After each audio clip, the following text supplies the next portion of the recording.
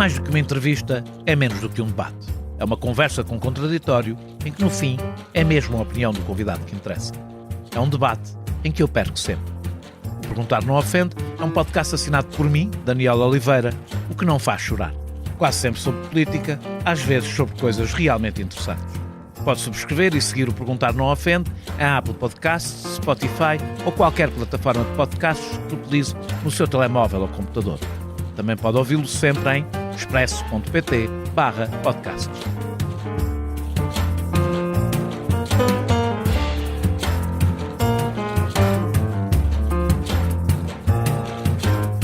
A convicção de que o nosso lado político é discriminado pela imprensa é quase tão velha como o jornalismo. Uma convicção que ganha força e tração num clima marcado pela polarização política. Tentando escapar às percepções subjetivas de cada um, Paulo Querido resolveu utilizar um modelo de inteligência artificial para verificar se há de facto um viés político na imprensa. Contrariamente ao que costuma ser feito, não só o objeto de estudo não foram as notícias, mas os artigos de opinião, como o que se preocupou definir não foi o alinhamento partidário de cada um, mas o seu enquadramento ideológico.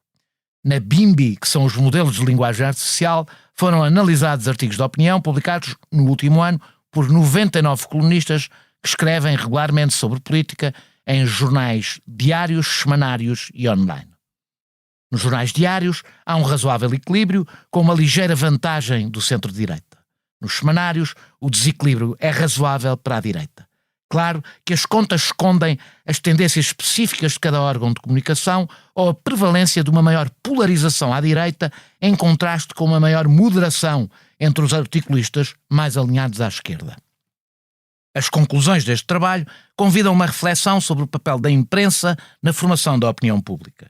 Será que as nossas percepções estão distorcidas pelas bolhas em que nos inserimos? Como é que a inteligência artificial pode contribuir para uma análise mais objetiva do viés dos mídia? Paulo Querido foi jornalista, programador, escritor e pioneiro na área de jornalismo digital em Portugal. Com uma carreira de várias décadas, tem-se destacado pela inovação e pelo estudo da interseção entre a tecnologia e a comunicação. É autor de vários livros e artigos que exploram o impacto da tecnologia na sociedade e na informação. E é autor do projeto Vamos Lá Ver, título cheio de ironia, onde este trabalho foi publicado. Na próxima hora, vamos falar sobre a abordagem seguida por este estudo, tentando compreender o mapa ideológico de quem ajuda a moldar a opinião pública e o que isso significa para a democracia e para o debate político. Com uma declaração de interesses evidente. Desta vez, eu próprio também sou objeto do estudo do meu entrevistado. Subscrever o Expresso é ter acesso à melhor informação, a uma vasta oferta de conteúdos exclusivos e à opinião de referência. Subscrever o Expresso é tornar-se membro do nosso clube, poder ser voz ativa de uma comunidade informada e beneficiar de vantagens exclusivas. Subscreva o Expresso em expresso.pt/digital. Expresso. Liberdade para pensar. Muito obrigado, Paulo, por teres aceitado este meu convite. O que é que levou a este estudo sobre o viés político dos colunistas na imprensa portuguesa? Porquê é que resolveste fazer este estudo, antes de mais? Obrigado, Daniel. É a minha primeira coisa que tenho para dizer. É obrigado mesmo. Eu já não vim a esta casa há 16 ou 17 anos e é um prazer regressar. O que me levou a fazer isto foi a curiosidade. A curiosidade aqui em dois campos. Primeiro, tentar responder a esta questão, que é uma questão de há muito tempo e premente, sobre a inclinação dos jornais, dos meios de comunicação, e segundo, era a questão técnica ou tecnológica, se preferirmos, que é possível fazer isso, é possível fazer uma tal avaliação. Pronto, e essa curiosidade é que me motivou a fazer este estudo. Portanto, eu em primeiro lugar queria perceber se efetivamente os médias estão tão inclinados quanto a percepção das pessoas. Porque cada um dos lados, não é? Exatamente, cada um dos lados, porque à esquerda diz-se que a imprensa está toda vendida à direita diz-se que a imprensa está dominada pela esquerda e, portanto, as duas bolhas principais têm uma visão de que a imprensa é do outro lado. Pronto. E isso pode radica em muitas questões de comunicação, em questões políticas e até em questões sociológicas e na mudança a que nós assistimos nos últimos 20, 30 anos do panorama comunicacional, mas eu não queria ir tão longe, queria só perceber, ok, mas é verdade isto ou não? Até que ponto é que isto é verdade? O Media Lab tinha feito, há muito pouco tempo, ainda antes das eleições, um estudo semelhante sobre os colunistas. Tu aplicas a inteligência artificial. Qual é que achas que é a diferença? Imagino que não era desrespeito do trabalho que a Media Lab fez. Nenhum, pelo contrário. A minha pergunta é, qual é que achas que... O que é que a inteligência artificial podia acrescentar ao que foi feito, que tinha uma análise feita pelos próprios investigadores, imagino eu, sobretudo baseado na filiação ou proximidade partidária? A diferença deste estudo, mais do que... independentemente daquilo que foi utilizado, portanto que foram os Large Language Models, aqui referidos genericamente como inteligência artificial, a grande diferença está na aproximação metodológica.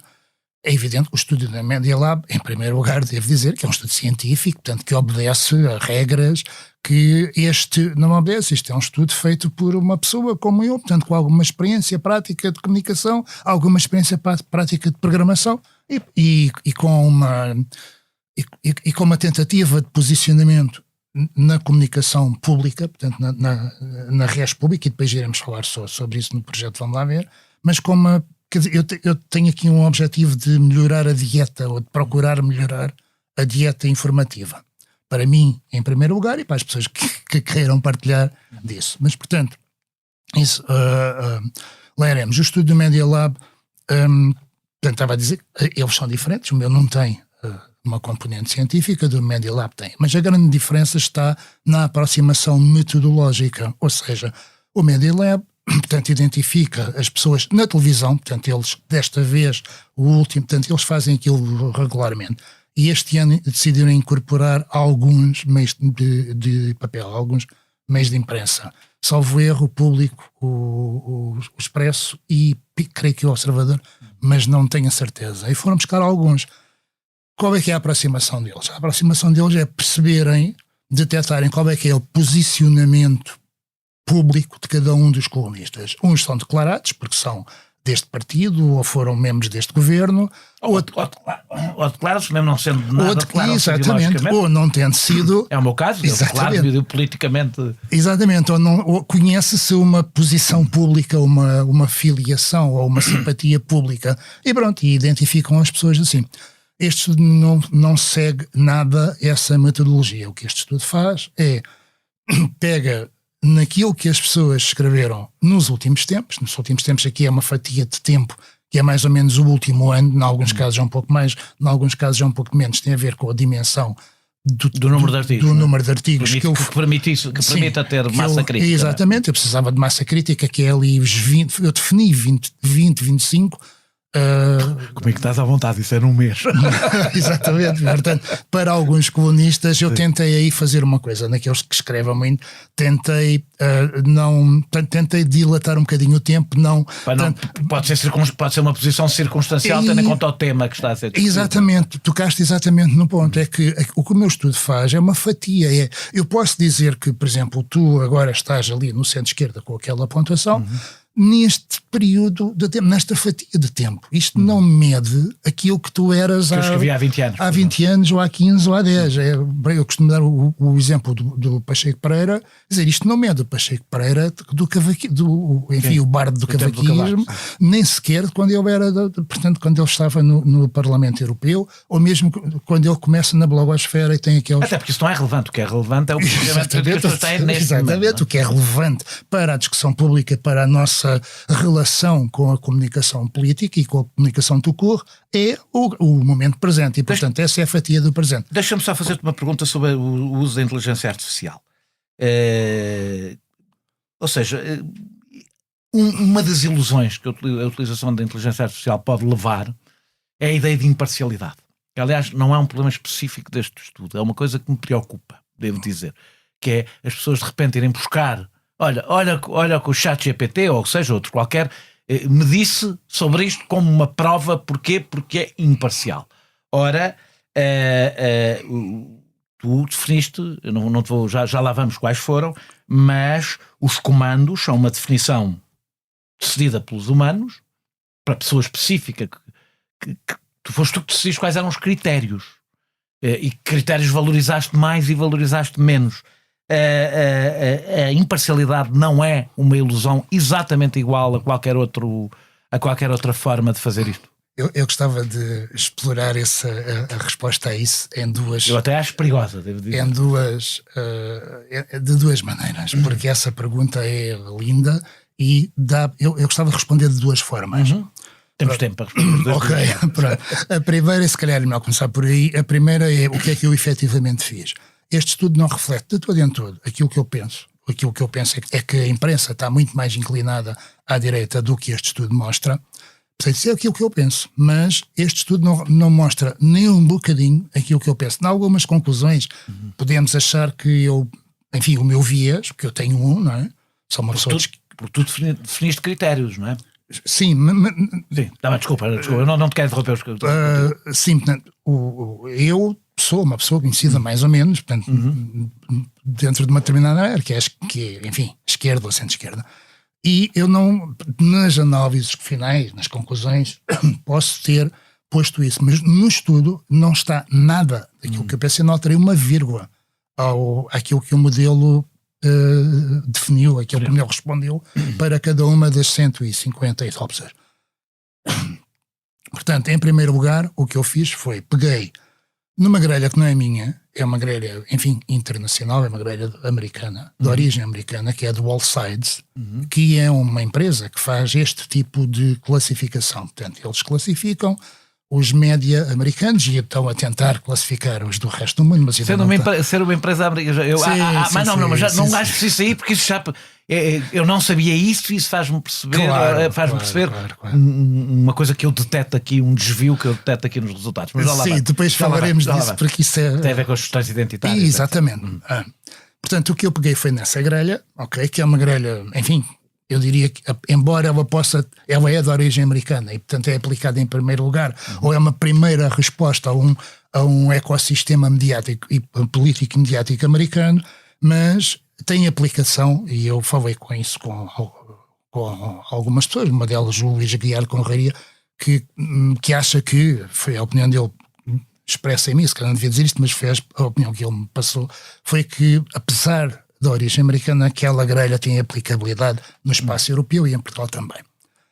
E até, veja aqui outra coisa, nós não temos uma grelha própria para a Europa, portanto, quando muito poderemos vir a fazer uma adaptação daquela. Provavelmente até teríamos de ter uma própria para Portugal, porque há características específicas. Há coisas que são muito relevantes cá e que não são relevantes noutros países. Exatamente, pronto. E nós podemos discutir imensa grelha. E a grelha, por exemplo, pode ser discutida no momento também, não apenas da geografia, mas do tempo. As questões identitárias, elas há 30 anos não tinham significativo, não tinham um significado político, que têm hoje. Bom, antes não tinham um significado partidário, que é disso que estamos aqui a falar, que têm hoje. Não é? E, portanto, podíamos também ir por aí. Mas isso é uma discussão, digamos, sobre o método já muito do ponto de vista fino. Já lá vamos, já te vou poder perguntar quais foram os critérios. E, portanto, o que eu fiz foi, usei essa grelha e, portanto, a intervenção aqui da chamada inteligência artificial, do modelo, do Large Language Model que fez isso, foi um papel de acelerar as coisas. Okay? Imagina, portanto, imagina que tens 3.000 artigos e tens uma grelha de análise para analisares aqueles 3.000 artigos.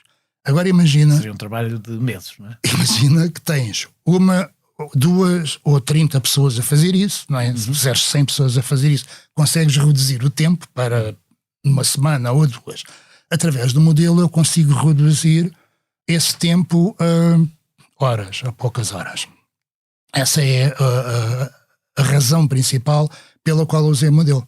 Sem o modelo... a capacidade computacional para... Sem o modelo eu não podia fazer isto. Agora deixa-me perguntar. Sim, diz. Esta é uma parte da pergunta. Qual é a outra parte a outra resposta tem a ver com aquilo que tu falaste, tanto o que é mais independente, ou o que é mais imparcial. Se é uma inteligência humana ou que é capaz de medir no pormenor algumas situações. Devo dizer que a minha principal preocupação não é tanto se é mais imparcial ou não, é ser enganadoramente imparcial. É isso que me preocupa geralmente nestas coisas da inteligência artificial. Imagina, repara, muitas pessoas têm essa perspectiva. Neste estudo isso está blindado à partida, porque eu não me perguntei ao modelo o que é que ele acha sobre aquele conjunto, sobre o teu conjunto de 20 e tal artigos. Eu não lhe perguntei, tendo em conta aqui estes artigos, achas que os candidatos... Não foi isso que eu não lhe perguntei a opinião dele.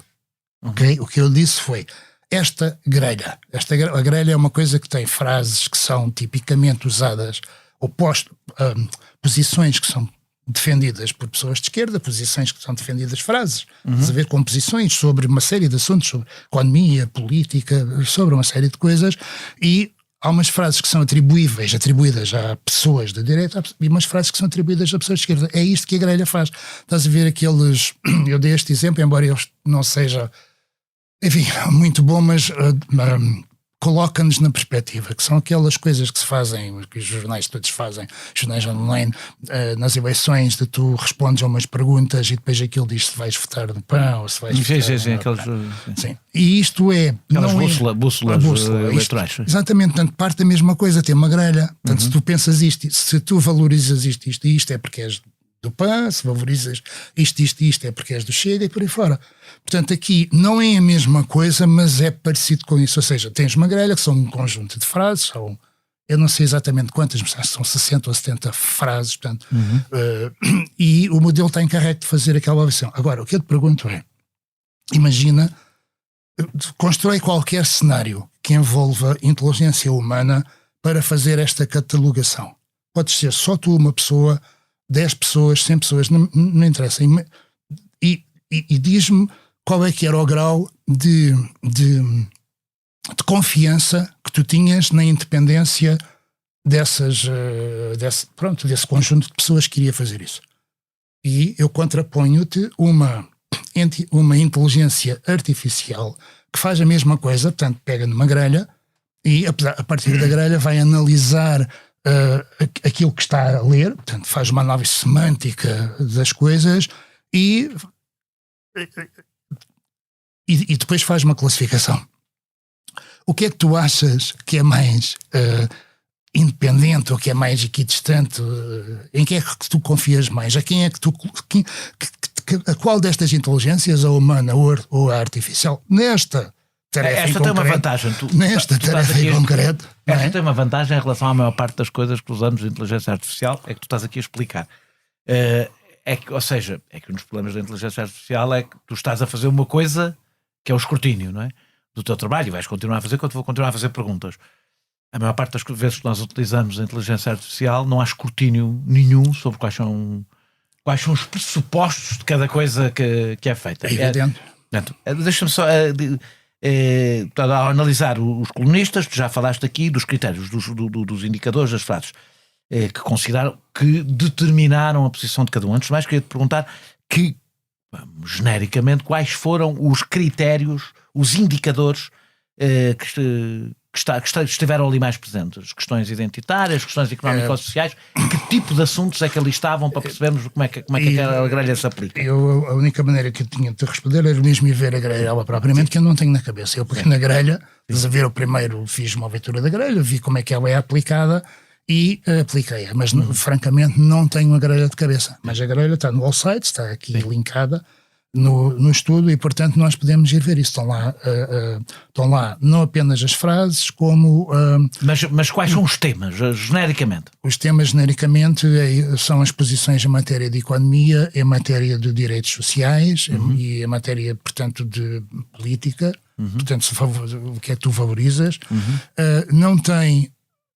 que eu me lembro, não tem as coisas, por exemplo, não tem a guerra, a oposição em relação à guerra na Rússia. Não tem as coisas mais circunstanciais, é? Não tem as coisas mais circunstanciais, exatamente. Tem as coisas mais genéricas, da aplicação mais genérica. E, portanto, nós podemos... Essa é uma crítica perfeitamente fazível aqui, não é? Eu tenho outras críticas. Mas, vais ter a oportunidade, porque eu te vou fazer outras perguntas sobre algumas coisas. Claro, tenho mais críticas a fazer e, portanto, vamos lá ver, este estudo é um estudo inédito, nunca se tinha feito uma coisa assim em Portugal, não sei se fora se fez ou não. Eu sei que o Allsites, por exemplo, aplica isto regularmente, mas eles aplicam isto a todo o tipo de conteúdos. Portanto, não fazem propriamente uma diferenciação entre colunistas entre a opinião e informação. Entre a opinião e informação. Portanto, avaliam tudo, pegam nas páginas todas que leem, fazem uma avaliação daquilo tudo e depois há um sumário no final. E, aliás, eles estão a fazer aquilo permanentemente. Ou seja, se o meio muda de opinião, isso acontece com as pessoas. Tu consegues perceber a evolução do conjunto, não é? Exatamente. E, por outro lado, há uma gradação. Exatamente. E eu, sobre a gradação, queria que me explicasses bem. É parte até da porque gradação. Tens centro, depois tens centro-esquerda e centro-direita, e depois tens esquerda e direita. Aliás, não utilizas a expressão, ali não aparece extrema-esquerda e extrema-direita. Explica-me exatamente como é que é a gradação, porque eu percebi a partir dos 2, abaixo dos 2, entras na esquerda e na direita. Explica a grelha, se faz favor. A grelha vai de menos, são 13 pontos, imagina uma régua que tem 13 pontos, que vai do menos 6 ao mais 6. E, portanto, o menos 6 é a esquerda, o mais 6 é a direita. Aqui podes considerar que é a extrema esquerda e a extrema direita. As pontas mais extremas. Então, se tiveres uma classificação de 6, de 6 és da direita mais pura possível, não é? E, portanto, se tiveres uma classificação de 0, és o centro mais equilibrado que existe e pronto. Agora, a grelha não, portanto, esses 13 pontos não estão divididos de forma igual, ou seja os teus centro-esquerda e centro-direita são muito maiores do que a esquerda e a direita. E que o próprio centro, ok? Portanto, o centro há alguma razão para ser assim? Não sei, é o modelo. Isto é o modelo. É o que eles usam. Exatamente, é o modelo que eles usam e é a valorização que eles fazem. E foi isso que eu passei. O que eu devo dizer-te que eu não acho mal por uma razão, porque há uma banalização do termo, para já há uma banalização do termo extrema-direita e extrema-esquerda, e do radical e do extremista, etc. E isto permite perceber que há várias gradações dentro do espaço que ali aparece como sendo esquerda. Eu chamaria esquerda reformista, ou esquerda reformista e direita democrática, podíamos chamar assim, ou direita esquerda democrática, como se quisesse. Claro. Mas que ali se percebe que é o teu centro-esquerda e centro-direita, mais o centro, ocupam praticamente todo o espectro político, havendo ali umas margens a que chamas esquerda e direita, é que eles chamam, não? Sim. A definição não é tua. Com níveis crescentes de polarização e um debate público cada vez mais parecido com o do futebol, faz com que pareça que todos se queixem, aliás falámos disto, do princípio do alinhamento da imprensa, vendo sempre o seu lado como menorizado e perseguido. Estavas à espera de resultados, já percebi que já me respondeste de passagem, mas quer que os justifiques, mais ou menos equilibraste. Ficaste surpreendido? Confirma-se o desequilíbrio que a esquerda e a direita se queixam? Ou seja, isto é basicamente um resumo, há uma deixa para me fazeres o resumo das grandes conclusões do estudo. Pronto, as grandes conclusões do estudo são que, enquanto a imprensa diária, portanto a chamada imprensa diária, neste caso Jornal de Notícias, Diário de Notícias, Público, Jornal I, Observador e creio que já disse todos. Os online dos semanários ficaram nos semanários ou ficaram nos diários? Ficaram nos semanários. Ou seja, as coisas publicadas no Expresso diário estão no semanário. Pronto, eu fiz isso por questões... Até porque os colunistas se repetem. Por questões de tempo, não foi... Se calhar devia ter feito tudo de uma vez, mas pronto, fiz assim. Exato, devia ter feito tudo junto, até porque eu só analiso os online, eu não estou a fazer as fotocópias dos jornais. Também neste momento, não estejam online, são muito poucos. Exatamente, são muito poucos. Portanto, as principais conclusões são, enquanto na imprensa diária há um equilíbrio, portanto, a diferença é de mais 3 ou 4 colunistas de direita do que de esquerda, não é significativa e pode ser atribuído a um momento. Na direita o sinal é claro, portanto, nos semanários. Inclina, exatamente, quando passamos aos semanários e às revistas, portanto, que são semanários, são os 2 semanários, ao Expresso Sol, a Visão e a Sábado. Quando passamos a este corpo, a inclinação à direita acentua-se mesmo. Houve uma coisa que eu reparei, há grandes diferenças de jornal para jornal. Ou seja, há jornais que são esmagadoramente de direita, como o Observador, também não é espanto para ninguém, não é? E há jornais que são muito inclinados à esquerda, como o Jornal de Notícias, por exemplo. E que foi uma surpresa. E a Visão. E a visão. E a visão. Mas enquanto na visão eu não fiquei surpreendido, porque mais ou menos isso já corresponde, não é? História, Exatamente, a própria história da visão. Do jornal que vem do próprio. Exatamente. É essa a sua história. Até era mais à esquerda do que é hoje. Até era mais à esquerda do que é hoje. Hoje é uma news magazine, portanto tem muito mais tema, é muito mais fácil encontrar alguma, enfim, espuma. O Jornal de Notícias surpreendeu-me, porque ele... A mim também, confesso. Porque afunilou, é o que eu acho que aconteceu ao Jornal de Notícias, isto numa perspectiva histórica e empírica, não é? Que é que nós andamos aqui há muito tempo. O Jornal de Notícias terá afunilado, ou afunilou, e hoje tem sobretudo colunistas... de centro-esquerda. E pegando naquilo que são, eu imagino que não gostas deste termo, mas eu vou usá-lo, pelo menos aqueles que costumam ser utilizados como jornais de referência, são na realidade o Público e o Expresso, não é? Como os dois jornais, o Diário e o Semanário de referência. Aí que conclusões é que chegaste nesses dois? Cheguei à conclusão que ambos são equilibrados na perspectiva de quererem refletir os vários posicionamentos. Sim, todos têm mais ou menos, exceto nenhum nem o outro têm a direita, portanto aquilo que hoje está claramente que hoje chamamos de extrema-direita, mas que exatamente, que está identificado com o Chega e portanto e com essa zona da direita, não. Que é muito presente no Observador. Que é muito presente no Observador. Aliás, onde é mais presente, não, o Sol acho que não é. O Sol acho que não é mais. Não, é mais presente no Observador. Sim, quantitativamente. Em quantidade. Percentualmente é mais significativo e também quantitativamente é mais significativamente. É mais significativo no Observador. Sim. O Sol é mais conservador. Sim. Okay? Enquanto o Observador tem uma direita, se quiseres, mais moderna, mas a verdade é que é uma extrema-direita. Agora, portanto, voltando aqui, o Expresso e o Público são os jornais mais equilibrados. No Público, um bocadinho mais centro-esquerda, mas assim um bocadinho mais, enquanto no Expresso é um bocado mais, ou seja, há aqui uma diferença. É um bocado que é mais à direita. É um bocado mais ao centro-direita. Ao centro-direita. Embora tenha, é aquilo que eu estou a dizer, ok? Quer um, quer outro, são jornais que nós, por exemplo, o Correio da Manhã é um jornal mais eclético, se quiseres, porque vai desde as que têm um colunista identificado como de esquerda e um comunista identificado como de direita. Aqui quando estamos a falar de esquerda e direita é as pontas. As pontas. Tem um em cada ponta e portanto tem representantes dos 5 que era uma coisa que eu não diria, por exemplo. Exatamente. Não nem eu. E no entanto o modelo diz, portanto o modelo não, o estudo, aquilo que resultou da aplicação do modelo, claramente foi, mas mais do que ir contra a minha percepção. Mas no conjunto, se bem me lembro, no conjunto da soma dos diários e dos semanários, há um desequilíbrio à direita. Há um desequilíbrio não é provavelmente claro. Tão acentuado como se pensava, mas há um desequilíbrio como se pensava, como eu pensava. Outros pensam exatamente. Mas há um desequilíbrio à direita. Há um desequilíbrio à direita. Ele é mais acentuado nos semanários. Pronto, e isso é muito, que tem mais opinião, não é? Que tem mais opinião. E isso é muito da responsabilidade do Expresso. Porquê? Porque o Expresso é, de longe, o jornal que tem mais pessoas a escrever regularmente opinião sobre política. Portanto, que ajuda a desequilibrar. Bem, imagino que o Observador também ajuda um bocado, mas o Observador tem menos colunistas fixos. Tem menos colunistas fixos, exatamente, porque convém aqui também dizer... Só estão aqui jornalistas colunistas fixos. Por exemplo, o Observador tem muitos colunistas, mas raramente escrevem. Mas são raramente escrevem, portanto, e eu precisava aqui de massa, e portanto, massa, isto é, eu não posso avaliar... Massa também deves precisar para estes projetos, mas massa crítica. Mas se fizermos, eu fiz esse teste por acaso foi com o Luís Guerra Conraria, aliás, ele escreveu sobre isto. Eu li. Mas parece que foi, em vez de alimentar... Estava-me a preparar eu para escrever e substituir para esta entrevista, porque ele gastou o Mas, Fernando, foi espetacular fazer o trabalho de bastidores depois com ele, depois do estudo estar feito.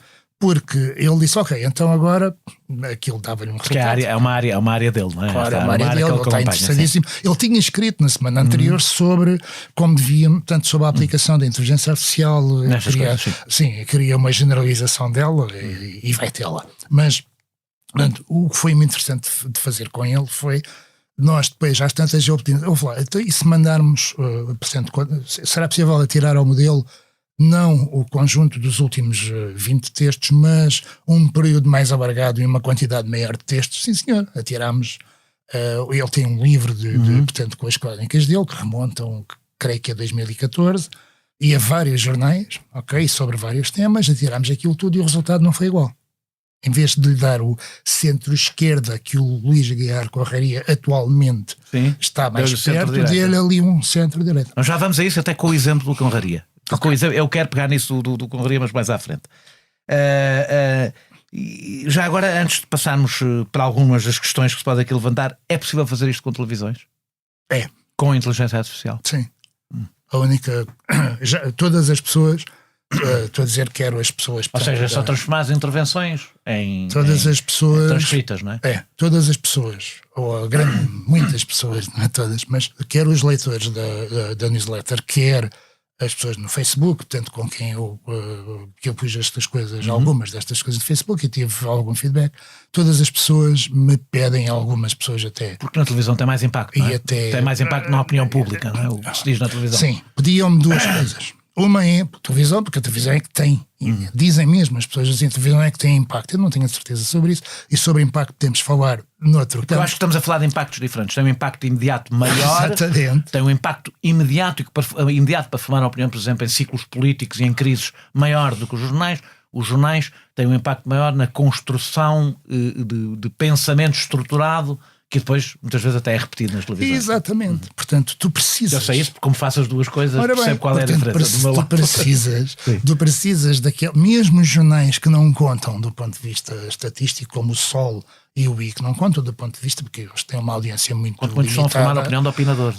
Exatamente, eles estão a formar a opinião de opinadores. E o caso do Observador, que é um bocado... não é exatamente igual a estes, porque o Observador tem influência e tem leitura por si próprio, mas faz parte da estratégia daquela marca de comunicação projetar as figuras-chave do próprio projeto para a televisão, que é o que está a fazer, não é? Tu tens comentadores nas várias televisões que são do Observador. Portanto, mas isso é projeto, não tem nada a ver.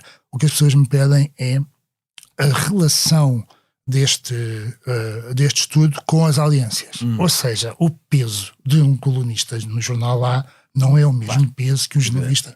Agora, eu o que digo é...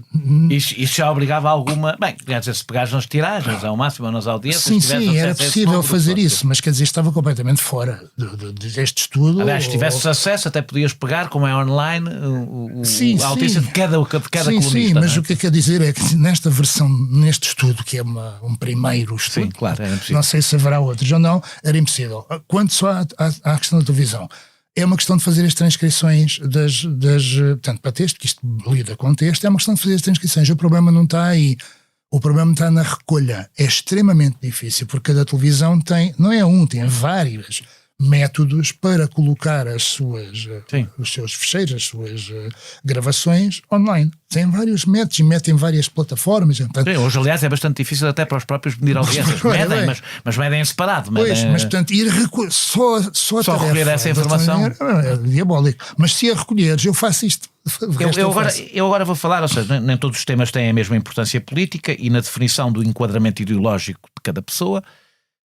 Há autores claramente identificados à direita na área económica, papel do Estado, definição dos serviços públicos, mas que têm uma visão que se afasta da visão mais musculada da direita, por exemplo, sobre a imigração. Eu ia-te fazer uma pergunta genérica, mas não há nada, mas se calhar passo já diretamente para coisas mais concretas, pegando em alguns exemplos. Vou começar, por exemplo, com o Francisco Mendes da Silva e o João Miguel Tavares. Isto que eu estou a pegar não é para analisarmos os colunistas, é para pegar como exemplos de destruções que podem acontecer. Eles aparecem com a mesma, mais ou menos com a mesma valorização, até porque escrevem no mesmo jornal. Portanto, os dois moderadamente no centro-direita, se bem estou recordado. Portanto, eles escrevem os dois no público. Sim, tem os dois para quem lê os dois, até pela linguagem e temas escolhidos, isto parece estranho. Ou seja, a maior parte das pessoas diria que o João Miguel Tavares está francamente à direita do Francisco Mendes da Silva, e não é pela proximidade partidária, porque Francisco Mendes da Silva até foi militante do CDS, mas pelo que escrevem. A questão do estilo é natural, e eu também acho que não tenho que definir politicamente. Há pessoas que podem ser bastante truculentas e ser de centro, não é? Quer dizer, e pessoas até com uma linguagem bastante moderada e serem até de extrema-direita ou de extrema-esquerda, não é essa a questão. Mas, por exemplo, quando vejo a defesa, a posição de cada um dos dois em relação ao Chega, que é diametralmente oposta e que hoje é absolutamente central no posicionamento à direita em Portugal, a minha pergunta é, ao secundarizar as questões circunstanciais, se isto não pode dar desvios quando, ignorando, por exemplo, uma das grandes clivagens à direita hoje, que é a relação com a extrema-direita e com o Chega. Evidentemente que pode. Agora, aí, portanto, volto a dizer que este estudo é uma fatia que corresponde a este momento. Se neste momento, e é verdade que neste momento, as questões da extrema-direita e, portanto, do Chega têm muita importância. À direita, sim. À direita, elas, em termos do modelo, portanto, o modelo não pensou nisso. Como eu disse antes, o modelo é genérico e não está circunscrito, não está sequer adaptado, e podia ter sido. Nós podemos tentar... Ou seja, podia-se fazer uma coisa que fizesse um acerto. Exatamente, podemos agora fazer... Tendo em conta alguns critérios mais específicos. Exatamente, e eliminando alguns erros que eu percebi onde é que estavam, portanto, à medida que... Porque eu, portanto, quando parti para isto, eu tinha zero de conhecimento de informação, quer num campo da análise semântica dos colunistas. Eu não conheço 105, não leio 150 colunistas. Eu disse 99, estava enganado. Não, os 99 eram, tu tiveste bem, os 99 são os da imprensa diária. Da depois imprensa diária. Há os outros que são... Aliás, no total foram analisados 160 e tal, mas há repetições. Há 7 que escrevem num sítio e no outro. E portanto, foi baralho um bocadinho talvez quantas. Mas os 99 foram os do primeiro estudo, isso correspondem aos jornais diários, e depois 156, salvo erro, é no totalidade. Eu não conheço aqueles todos, nem conhecia a maneira técnica, não é? Neste caso, a relação com o modelo de inteligência artificial, com o Large Language Model. Eu não fazia a menor ideia como é que isto, nem numa coisa, nem na outra, nem da sua articulação. Okay? Portanto, este estudo, quer dizer, chamar-lhe 1.0 é excessivo. Este estudo é 0.0. É 0.1, quer dizer, isto é beta, isto é uma coisa experimental.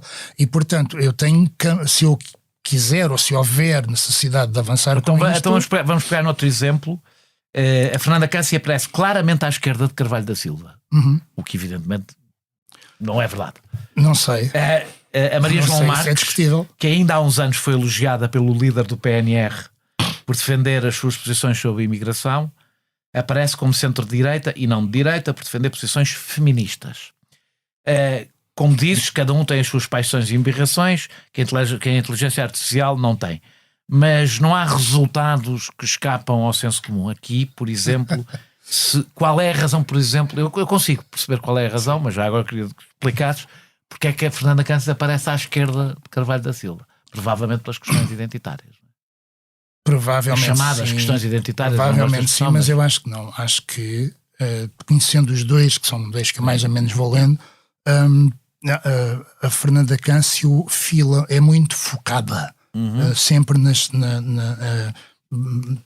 questões de identidade, mas também nas minorias ou nas pessoas que de alguma maneira são desapoderadas por alguma razão, por várias razões. E, portanto, ela é muito defensora. Ela parece muito de esquerda porque ela é muito defensora de causas, de pessoas, de injustiças e por aí fora. O Carvalho da Silva tem uma posição mais aberta, mais institucional, mais aberta. É por isso que ela, nos textos dela, portanto, aparece aí. Agora, há uma coisa que isto tem a ver com a maneira como a conversa corre, mas este estudo para mim foi uma imensa surpresa e eu aprendi, Daniel, imenso sobre mim próprio, sobre a maneira como eu leio, como eu me relaciono com a comunicação política.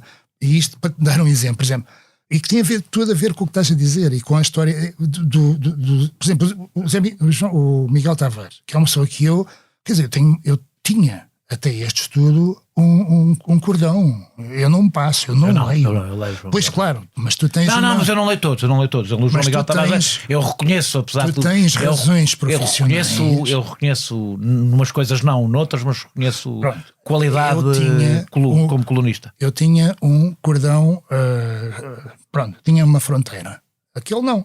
E tirei essa fronteira. Eu tinha deixado... O João Miguel Tavares já cá veio este podcast. Tinha deixado de ler o Miguel Sousa Tavares. Para mim, Miguel Sousa Tavares à direita. Ele aparece centro-esquerda aqui. Ele aparece centro-esquerda. Mas isso por acaso não me espanta. Por razões... Mas depois tu vais ver e sobretudo vais ler, e isso é tão importante, tu leste a tua justificação do modelo, provavelmente leste mais uma ou duas. Sim. Se leres as justificações Portanto, as justificações foi isso sim, que eu confesso, por exemplo, acho que não tenho aqui o meu caso, acho que não. Não sei, já não me lembro aqui se nas entrevistas tenho, não, mas eu nem quero falar muito sobre isso. Não, o que eu estou a dizer é, eu olhei e achei justo, e não é para eu me identificar ou não me identificar com aquele posicionamento que ali aparece. Puxaste a argumentação justa.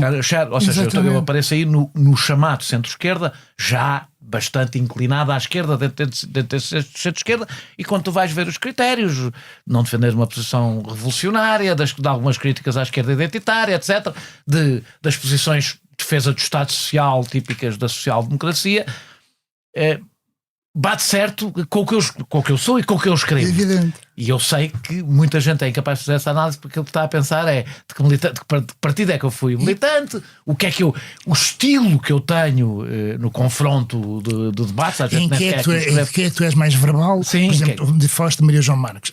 Uma das razões pelas quais nós classificamos Maria João Marques, eu, por exemplo, mais à direita, é porque ela é muito vocal, anti-IPS, pronto. Mas depois o modelo não avalia só isso, avalia também o facto de ela ser feminista e, portanto, o facto de ela ser mas feminista puxar para o centro. Eu fiquei com uma sensação, talvez por ser um modelo americano, que as questões identitárias têm uma presença. E eu, olha, tenho um exemplo. Por exemplo, a Isabel Moreira aparece à minha esquerda. Mais, aparece na esquerda, ou seja, na esquerda, não no centro-esquerda.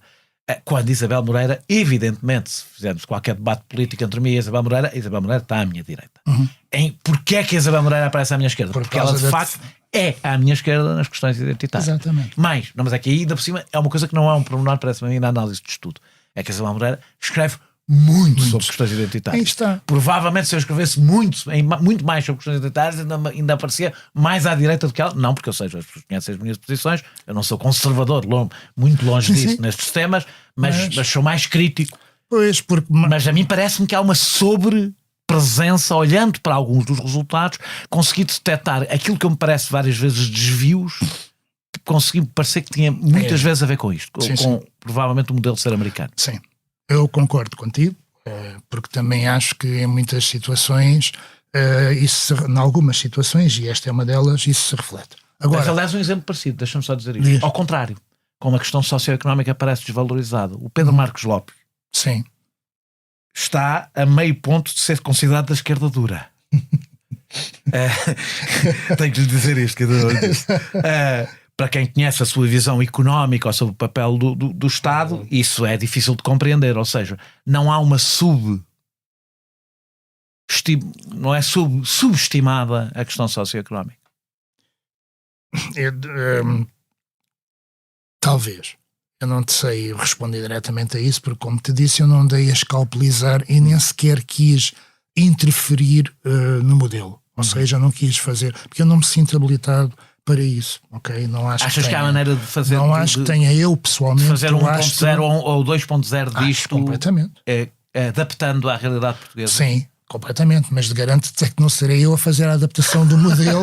Quer dizer, podes ser tu com outras pessoas. Não, eu posso ajudar a dar umas dicas, mas quer dizer, eu não tenho base científica para estar a fazer alterações sequer a este modelo, ok? Porque isso aí, de certo, o modelo ia ficar com o meu viés, por todos os lados. Evidentemente, claro. Não é? Portanto, isso teria que ser feito por uma equipa, quer dizer, de pessoas capazes de fazer essa adaptação. Mas em existindo essa adaptação, o que eu posso fazer, e aí está ao meu alcance, é as adaptações aqui por exemplo, isto tem um prompt, não é? Que é a maneira como tu interrogas o Large Language Model. E aí eu tenho campo aí para fazer melhorias. Ou seja, para detectar, não é detectar cada um deles. Não é para detectar, é para melhorar o prompt, para melhorar a maneira, para ser ainda mais rigoroso naquilo que pedes e fazer com que ele seja ainda menos sujeito a algum tipo de viés. Ou eventualmente corrigir. Tu já fizeste um bocadinho isso com o Luís Aguiar Conraria. Aliás, era uma das perguntas que tinha de fazer. Ou seja, o posicionamento em relação ao governo muda. Não é por acaso que o Luís Conraria era mais à direita com o governo anterior e agora é mais à esquerda, porque como está a criticar o governo, Aparece mais à esquerda. Aparece mais à esquerda. Sim. E tu conseguiste confirmar isso na verificação que fizeste do caso dele específico? Não, no caso dele o que fizemos foi quando tu vais para o... Sim, de alguma maneira confirma isso, não é? Porque o Rui correria perante vários governos. Quando olhaste para trás, consistência... quando olhaste para trás, ele escreve 2014, é sempre com o governo de esquerda. Tiveram 8 anos no poder. Exatamente, e portanto a consistência dele aumenta para o lado mais direita dele, mas portanto menos esquerdo, se calhar a dizer assim. Pronto, agora fizemos outra coisa muito curiosa com o Conraria, que foi ele deu-me um texto dele, que é um texto irónico. Okay? Portanto, em que ele usa a ironia, ou seja, ele escreve um texto em que diz, portanto, a mensagem é o contrário do que está lá escrito, do que está lá expresso. E nós queríamos ver se o modelo papava a ironia ou não papava a ironia. E papou? Sim e não. O modelo detectou a ironia. Detectou. É uma coisa que te surpreendeu a mim. Ele completamente detectou. Ele, portanto, quer dizer que já é mais inteligente que a maior parte das pessoas nas redes sociais. Exatamente. Completamente. É isso. O modelo, de facto, engoliu a chumbada, portanto engoliu o isco e classificou o texto de acordo com a ironia e não com o significado próprio, ok? Mas disse, mas atenção, porque o autor recorre aqui, pode haver aqui ironia e portanto portanto ele percebeu que havia ali uma... Percebeu e não se atravessou, portanto ele tinha que tomar uma decisão, tomou a decisão, mas fez uma ressalva em relação à decisão. E nesse sentido é muito mais inteligente do que muitas inteligências humanas, é muito mais... Eu citei aqui alguns casos, já temos estado a falar, em que os resultados da inteligência artificial divergiram do que me pareceria normal, tentando apontar algumas possibilidades. No texto falas das tuas maiores surpresas influenciadas por algumas embirrações. Já falaste do Miguel Sousa Tavares, sim. Já falaste do João Miguel Tavares. O João Miguel Tavares é uma embirração, o Miguel Sousa Tavares não. Sim, não, também embirrações eu não estou no sentido de embirrar com as pessoas, não te queria visualizar tanto. Não, quando eu estou a dizer embirrações é no sentido de viés, de preconceito, pronto, se tu quiseres. Tens mais alguns que tenham deixado espantado?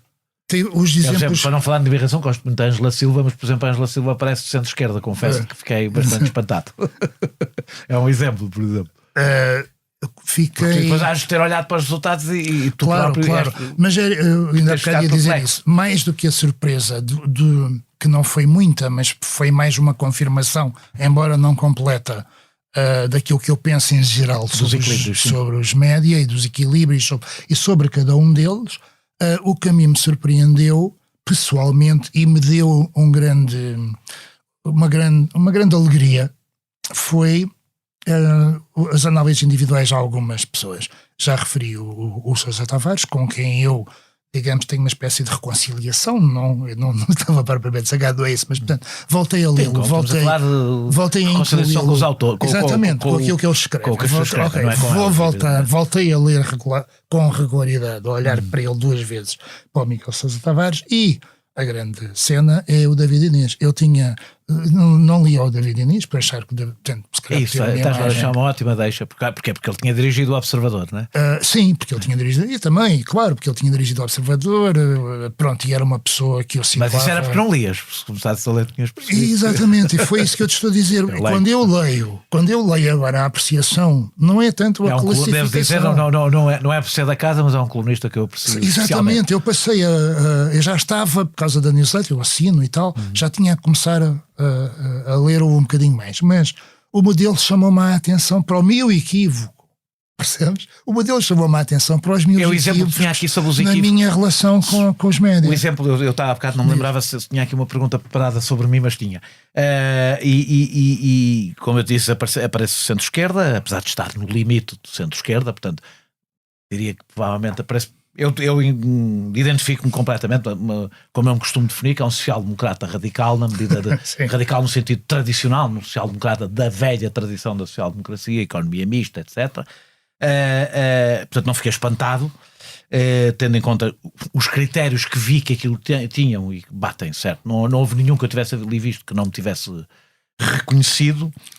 Mas muita gente, aliás, devo dizer que me telefonaram do Correio da Manhã, estavam a fazer uma peça, não sei se já saiu ou não. Não vi do Correio da Manhã, só vi da Sábado. Estavam a fazer, da Sábado, tens razão, eu sabia que era do grupo, era da Sábado, não vi a peça ainda. Telefonaram para várias pessoas que poderiam ter dado um resultado estranho e uma das pessoas a que telefonaram foi a mim.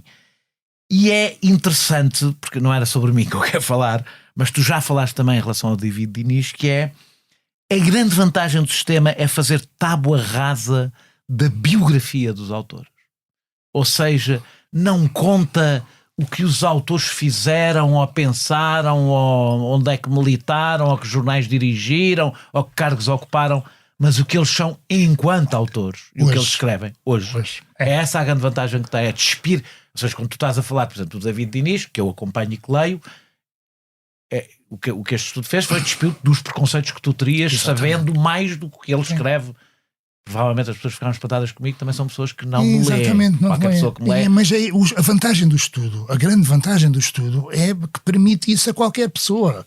Porque aquilo que permite a mim de me aproximar de pessoas com quem eu estava equivocado de esquerda ou de direita, e vai acontecer com pessoas do lado direito, que se podem também, julgava que aquele era um esquerdista do Piriu, mas se calhar não é, deixa-me cá lê-lo com mais atenção. Portanto, o estudo desfaz, ajuda, dá-te mecanismos para tu desfazeres preconceitos. Aliás, foi assim que eu expliquei no início no Facebook. Portanto, explicava a muitas pessoas isso. O prazer que tive em ver os meus preconceitos espatifados. Isso é bom. Porquê é que isso é bom? Porquê é que isso é particularmente bom neste momento? Porque nós vivemos, desde há alguns anos, e por razões que nem vale a pena... mas nós vamos falar delas um bocadinho mais à frente. Sim. Nós vivemos dentro de aquilo que chamamos bolha. Nós vamos falar sobre isso. Pois, e portanto, o que o estudo faz é dar-te um instrumento para tu espatifares com a bolha, ou para tu, podes querer continuar, gostas muito dela, mas dá-te a oportunidade de tu sair da bolha. Deixa-me pegar por aí e depois já volto atrás. Tu citas o artigo da Arlindo Oliveira no Público, onde se lê que todos nós somos relativamente difíceis de convencer pela evidência trazida por novos factos.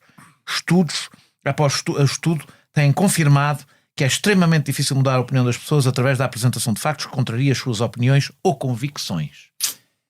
Acreditas que alguém muda a sua opinião por ver por um autor ao ver esta grelha que tenta ser o mais factual e despida de emoções possíveis? Achas que as pessoas olham para isto e fazem o que tu fizeste com o Miguel Sousa Tavares ou com o David Diniz? A questão não se põe porque eu por vício de profissão, porque tenho que ler. Claro. Não vou dizer que leio 100 e tal, mas leio muitos. Tu achas que aquilo que te aconteceu a ti pode acontecer a muitas pessoas que leram este estudo? Olha, eu espero que aconteça. Eu não sei se... mas espero que aconteça, porque acho que... vamos lá ver. Pronto, ok, enfiaram-nos numa bolha. Não interessa agora ir muito atrás sobre quem ou porquê. Nós estamos enfiados numa bolha, como nesta coisa, portanto, de confirmação. Eu dou-me e leio e portanto, e consumo. As pessoas com quem concordo. Com quem concordo. E isso aquece e te aqueces ali. E isso é o que leva depois também ao extremismo, a nós ficarmos polarizados. Eu gosto mais de utilizar a expressão polarizado do extremismo, porque a polarização pode ser feita por pessoas que não são extremistas. Eu também, mas... Não, é quando eu estou a dizer isto é porque há um equívoco. Eu, por exemplo, a esquerda nunca foi tão moderada como é hoje e não quer dizer que não esteja polarizada.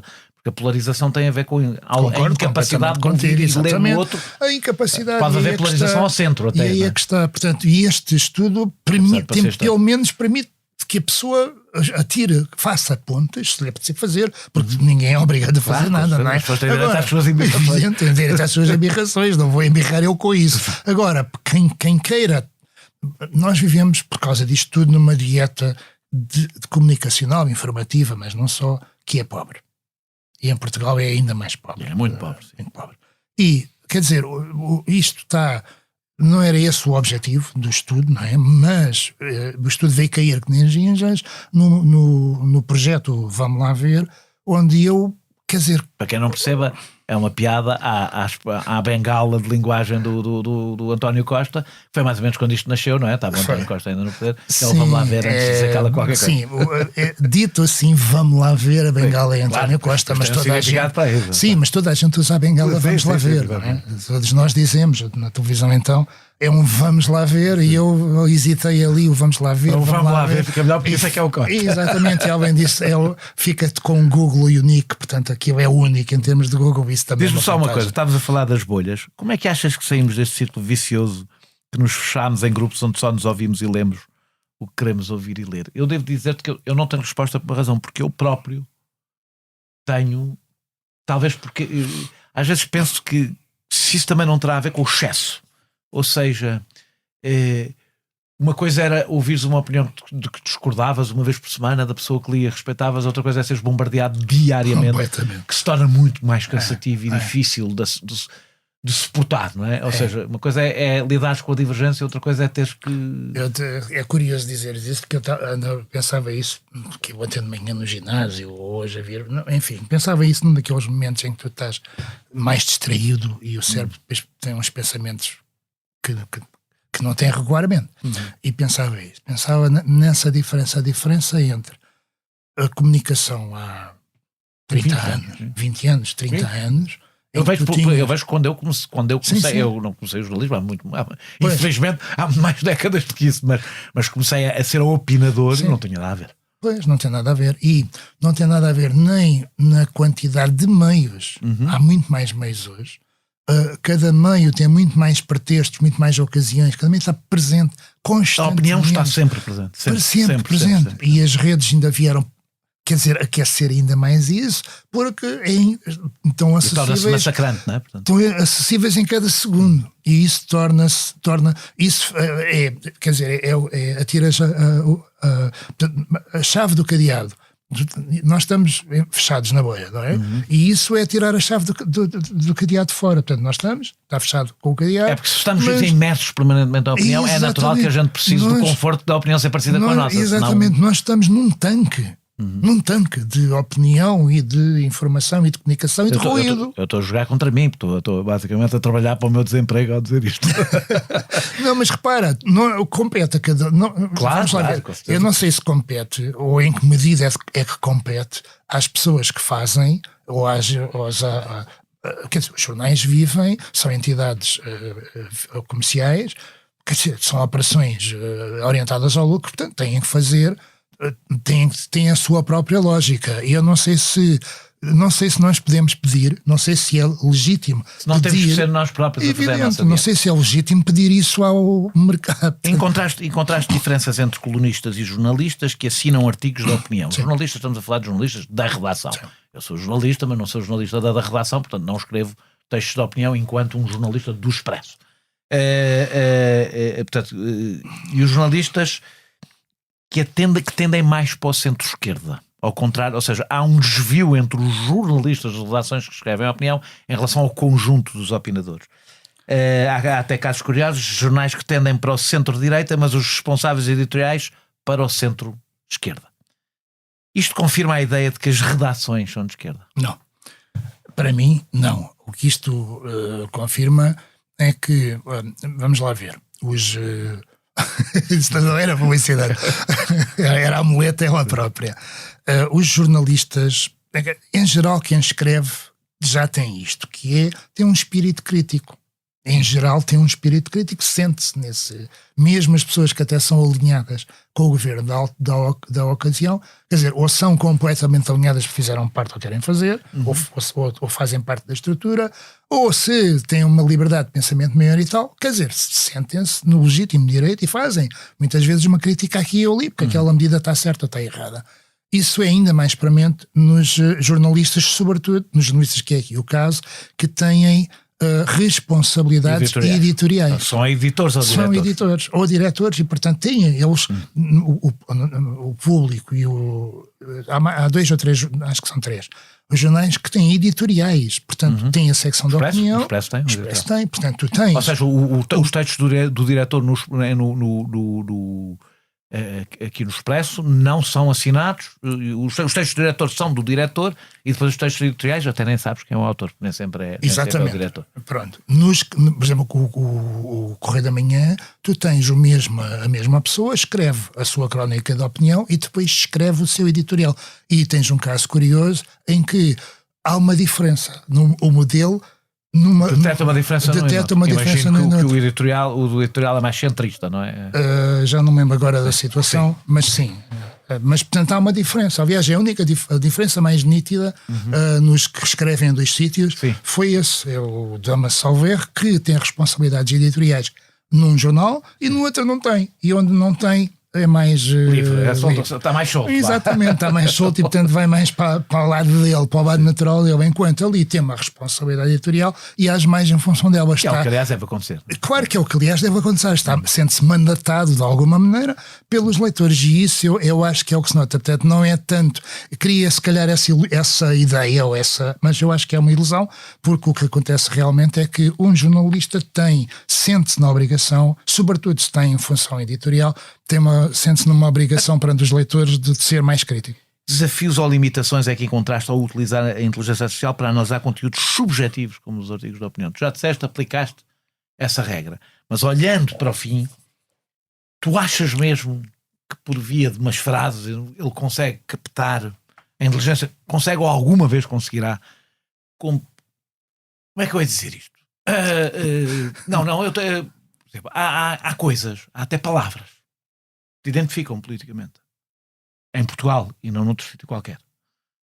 Ou seja, o posicionamento político mede-se pelas tuas opiniões, mas não só, mas por um enquadramento cultural, por exemplo. Coisas que não são perceptíveis até para um estrangeiro. Chega aqui, a esquerda utiliza umas palavras e a direita outras. Não seja, nós podemos definir a mesma realidade. É o exemplo que me vai à cabeça agora. Não é o melhor. Mas, por exemplo, se eu utilizar a expressão retornados ou espoliados, é diferente. Estou identificado politicamente. Com o retornado não, porque é muito mais abrangente, mas se utilizar o espoliado estou identificado. Bem, eu estou a dizer esta e posso dizer mais um montão delas, não é? Achas que a inteligência artificial alguma vez conseguirá entrar nesse grau de subtileza que uma coisa tão subjetiva como a identificação política ou ideológica de alguém exige? Sim. A resposta, estás-me a fazer uma pergunta que é extremamente simplificadora e simplificada, não tem outro remédio, e a minha resposta é também muito simplificada e muito simplificadora, sim. Vai conseguir? Sim. É aprender, é ir aprendendo, é ir... Aprendendo é uma palavra, é indo ganhando sofisticação, que é isso que o modelo ganha a perfeição. Por isso é que tu dizes que isto é um modelo beta, é? Isto é ainda... O estudo é beta, o estudo é beta, este modelo é francamente fantástico. Eu estou a dizer, ou seja, aplicado a Portugal, portanto ainda sem apanhar as idiosincrasias que provavelmente este modelo apanha nos Estados Unidos, não é? Sim, apanha nos Estados Unidos. Antes, este modelo está mais perto da realidade americana, da realidade pública americana, do que está da realidade pública portuguesa. Mas lá está, eu não tinha maneira de fazer, porque não há um estudo, não há uma grelha deste género em Portugal. Tu, terminado este trabalho, beta, vês a potencialidades adicionais para a utilização da inteligência artificial como uma ferramenta para futuras análises no campo do jornalismo e da comunicação? Completamente. Vejo. Eu uso. Faço um uso dela. Uso básico. O meu uso da inteligência artificial é muito básico. O meu é seguramente mais básico. E no outro dia descobri à minha volta que era... E não era uma questão geracional, porque eram todos mais velhos do que eu era a pessoa que menos utilizava a inteligência artificial. Mas é básico. Tenho uma desconfiança ainda muito grande. Pois, como tu, muita gente tem, eu também não. Por exemplo, eu vou dizer. Quando eu estou a dizer desconfiança, nem sequer é preconceito. Não confio o suficiente para usar o que me dão. Pois. Para dizer, ou seja, eu sei que tudo que me der eu vou ter que verificar porque eu não confio o suficiente no. Sim, mas agora repara, por exemplo, a newsletter que faço, vamos lá ver, basicamente é uma síntese do dia ou daquilo que eu escolho que é o mais importante do dia em termos políticos. E, portanto, o trabalho humano que é o meu, está na identificação dos melhores ou dos mais... dos melhores aqui no sentido dos que te dão melhor informação no mais curto tempo, ou no mais curto espaço. Quem é que fez a melhor síntese? Por exemplo, eu estou perante 2 ou 3 artigos ou 4 artigos de jornais sobre o mesmo assunto e procuro aquele que tem a melhor síntese. Porque o objetivo do Vamos Lá Ver é sintetizar as coisas o mais possível, de uma maneira que os jornais não fazem. Digest, não é? Sim, mas isso é digest, exatamente. E, portanto, o meu trabalho, o trabalho humano é este. Depois, o trabalho de, então toma lá o texto, agora faz a síntese, tudo, portanto, tens isto, tens que simplificar, tens que explorar, ir buscar os pontos mais importantes e decidir quem é que disse o quê. Portanto, há ali todo um trabalho. Portanto, tu utilizas a inteligência artificial permanentemente neste projeto. Sim, permanentemente. Todo o trabalho de escrever a coisa, portanto, eu dou-lhe o alimento. Depois, todo o trabalho de separar o alimento é feito pelo modelo, com as minhas regras. Eu tenho, salvo erro, 15 ou 16 prompts diferentes. Eu agora aprecio-me começarmos uma entrevista nova sobre todos os problemas que a inteligência artificial me levanta. Olha, inclusive no meu trabalho, que eu de repente perceber que pode haver não sei quantas pessoas a achar que podem pôr a inteligência artificial a escrever os seus textos como se a autoria literária não fosse um elemento absolutamente central na escrita da opinião. A autoria, eu não estou a falar da recolha de informação, isso é outra coisa, não é? E síntese de informação, estou a falar da autoria. Tu podes dizer ao modelo, imagina, tu podes, no limite, há um autor que tem uma voz marcada, portanto, tem um estilo marcado, dá alimento ao modelo com o seu próprio estilo e agora escreve como se fosse eu. Sabes qual é a diferença? E o modelo escreve como se fosse um ponto. Mas tu não te podes... Tu serás... Da mesma maneira que a inteligência artificial será sempre a mediania, a inteligência artificial é sempre a mediania, se tu utilizares é sempre a mediania, aliás, é onde ele vai buscar e faz síntese, portanto, é a mediania. A mediania não é na capacidade de computação, que é brutal, essa não é nada mediana, é, do ponto de vista criativo, é a mediania, do ponto de vista a minha questão é, quando tu utilizares a inteligência artificial para escrever textos de opinião teus, com o teu estilo, tu tornas-te a mediania de ti próprio. Ou seja, deixas-te surpreender a ti próprio. De acordo. Mas agora... É no processo de escrita que nós muitas vezes de repente descobrimos qual é a nossa opinião. Mas agora isto é ficção científica. Sim, eu gosto. Mas antes de irmos à ficção científica. Eu nunca parecia isto, mas eu sou um viciado em ficção científica. Pronto, antes de irmos à ficção científica, mais ou menos e má. Deixa-me só acabar de descrever o processo. Portanto, o papel dos modelos aqui é este, não é? Portanto, o modelo, eu atiro-lhe em bruto, ele devolve-me um texto, portanto, já escrito, para eu pôr na newsletter, e depois eu perco 20 minutos só a editar aquilo que o modelo escreveu. Portanto, eu perco mais... O meu tempo é perdido não a escrever, gasto aplicado não a escrever, porque isso eu é que escrevo, como eu consegui ler aquelas coisas todas e depois transformar aquilo em síntese. Bem, estava ali horas, e assim eu consigo fazer aquilo. E portanto, depois eu só tenho que ir verificar os factos portanto, os factos principais das coisas, eu só tenho que ir verificar se ele meteu água ou não. E é claro que depois eu já lhe topo os por exemplo, eu já sei. Datas, quando ele diz 2004, quando ele diz 2023, é este ano, é 24. Portanto, ele tem, quando ele lê este ano, para ele, este ano é 23. Sim. Porque o modelo basicamente é de 23. Já é de 24, mas basicamente o grande treino dele, a mediania, a média dele mas isso é em relação à informação, não é? Eu estou a falar de outra coisa, não é? Estou a falar do processo criativo e a opinião é um processo criativo. Não é artístico, mas é criativo. A mim não me passa pela cabeça ainda, talvez um dia passe. Onde passa é nas imagens. Acho que até muitas imagens do observador permanente. Podias, mas aí tens outra... Não é eu. É um boneco de inteligência artificial. Há livros escritos por... Mas agora ainda há ficção científica. Imagina que não seria o teu caso, imagina o caso de alguém, portanto, com um influencer, alguém que tem, portanto, que escreve e que aparece muitas vezes e tal. E esta questão é a questão do avatar, é a questão de tu teres portanto, um desdobramento teu. Isto vai acontecer até, nem tanto... no texto, mas vai acontecer na imagem. Sim, claro. Na imagem. Até os atores, não é? Pois, exatamente. Há até um Black Mirror, um dos episódios do Black Mirror é sobre isso, sobre bem, que vendem a sua imagem depois já está a acontecer. Não é? Pois, e portanto tu vais ter imagina, o fulano, ou a cicrana, portanto, que é portanto, influencer, ou que tem uma opinião e tal, toda a gente ouve, o Miguel Sousa Tavares daqui por, não o Miguel, mas Miguel Sousa Tavares, e ele, começa a usar os avatares, começa a usar a inteligência artificial e começa a ter presença em todo o lado, ao mesmo tempo, sobre todos os assuntos. Porque há quem diga que eu já sou assim. Porque... Bem, já disseste que já falámos sobre projetos semelhantes estrangeiros, aliás, é a base deste. Faltam em Portugal dados sobre os principais fenómenos sociais. Achas que mais estudos sobre os mídia como este, os do Media Lab também, e outros, uns mais científicos, outros mais experimentais, como seja, podem contribuir para um debate um pouco mais informado na comunicação social e o próprio debate público? É a grande pecha do debate público em português basear-se muito pouco, não sei se é português, se calhar também é assim noutros sítios, basear-se muito pouco em dados empíricos, em dados recolhidos, em dados minimamente concretos. Eu tenho alguma dificuldade em responder a isso só por uma razão, porque eu acho que na academia se tem trabalhado muito. Eu não sei se tem trabalhado bem ou mal. Eu não sei fazer essa avaliação, não tenho dados.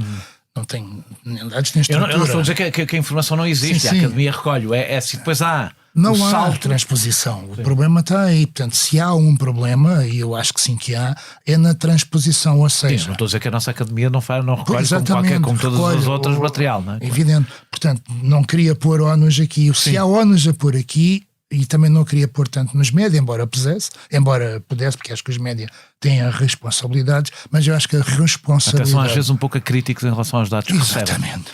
Ou seja, usam como base, usam como notícia, não é? E papagaiam e vão atrás de tudo, porque é isso, os dados são uma base para o trabalho de jornalistas, não são notícia. Mas há uma pressão hoje sobre os média, uma pressão produtivista sobre os média, que é um inimigo dos média. Agora, portanto, há um problema na sociedade, naquilo que chamarmos de sociedade civil. Há um problema connosco cidadãos, há um problema na cidadania que não está devidamente não é informada, a informação não lhe falta, ela não está preparada para a informação, ou seja, para pôr aqui um chavão, então onde está o problema é no ensino. Portanto, se queremos ir até aí, o problema está no ensino.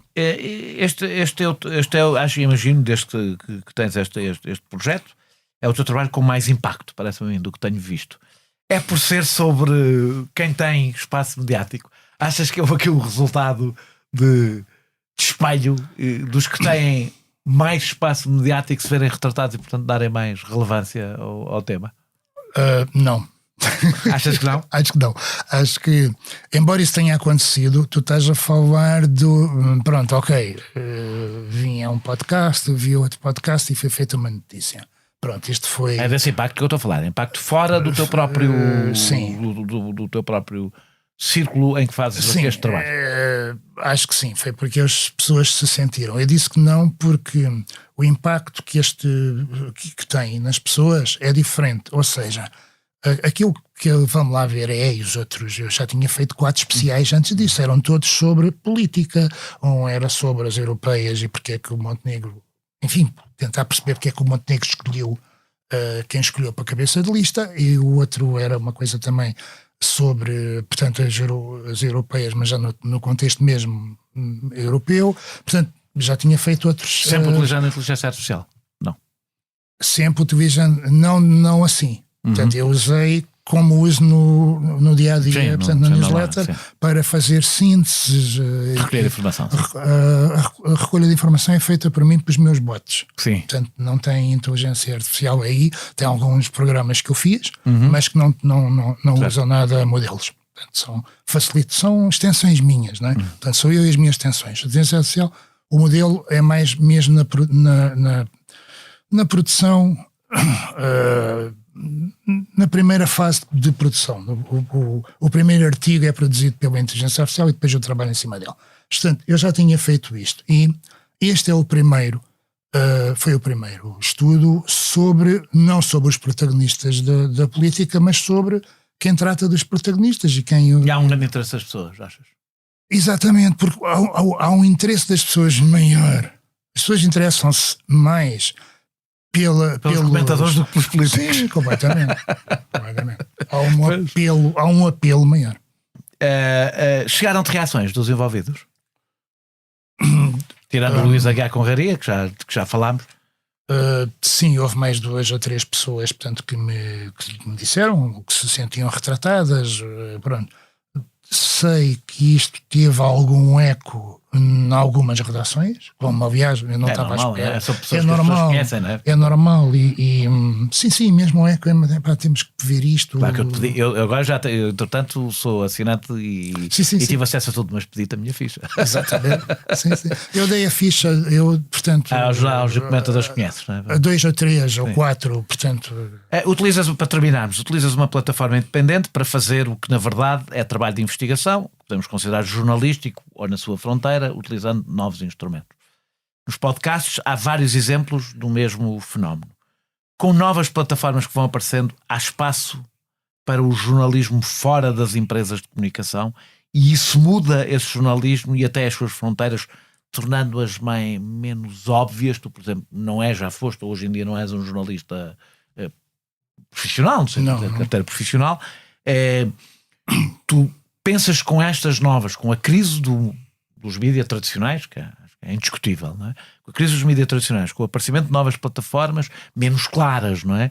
Isto tem coisas boas e tem coisas más, como por exemplo os influencers serem convidados para ir a sítios porque vão fazer publicidade a parecer que estão a fazer qualquer coisa que se assemelha a jornalismo, não é? Portanto, o diluir das fronteiras também é o diluir das regras, não é? Também. E pensas que vão crescer estes fenómenos mais direcionados? Está a crescer. Por exemplo, eu neste momento estou a aumentar o número de fontes que tenho, portanto, para seguir a política europeia. Estou a aumentar e portanto, através de pessoas que, umas vindas do jornalismo e que ainda estão no jornalismo e depois complementam, portanto, escrevem os artigos e as reportagens e tal, mas depois têm uma newsletter onde fazem uma coisa mais pessoal. Por exemplo, tenho são 3 correspondentes em Bruxelas, 3 jornais diferentes, de 3 países diferentes, de 2 continentes diferentes, e eles 3 têm uma newsletter em 3 línguas, traduzem com a inteligência artificial sobre Bruxelas e sobre o dia-a-dia e sobre as coisas e sobre os temas. Eu sigo-os, nem sempre depois os uso, não é? Mas sigo-os. Eu estou a seguir as eleições americanas através de um antigo conselheiro. Eu sigo algumas coisas, por exemplo, nas eleições americanas através do tweet, de contas de tweet de pessoas em que eu confio, não é? Exatamente, e através do Nate Silver, portanto, que faz as análises, portanto, que tornou-se um analista político, não político, ou seja, não no sentido do universo da política, mas do universo, portanto, da análise de dados sobre... ele é um cientista de dados, portanto, ele tem um modelo fantástico de agregação das sondagens e dos estudos de opinião e, portanto, e dá pesos. E eu estou a segui-lo, é a minha melhor fonte para as eleições americanas, é aquela, porque tem o distanciamento de que eu preciso, eu, europeu, não é? Preciso de um distanciamento.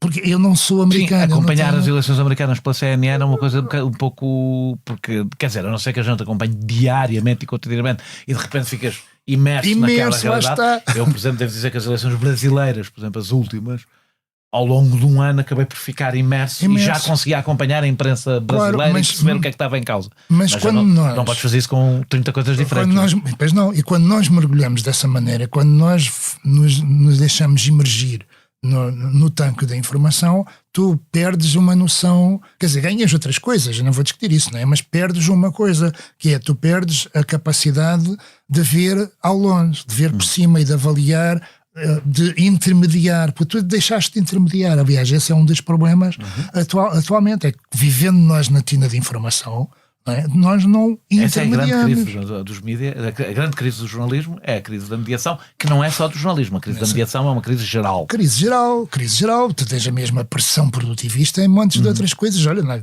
academia também tem uma pressão produtivista igual, e há artigos hoje que não deviam ter sido jamais não deviam ser publicados. Evidente. Muito obrigado, Paulo, por esta hora de conversa. Nós regressamos brevemente com outro convidado ou convidada. Este episódio teve a produção e edição de João Martins, música de Mário Lajinha, grafismo de Tiago Pereira Santos a partir de ilustração de Vera Tavares.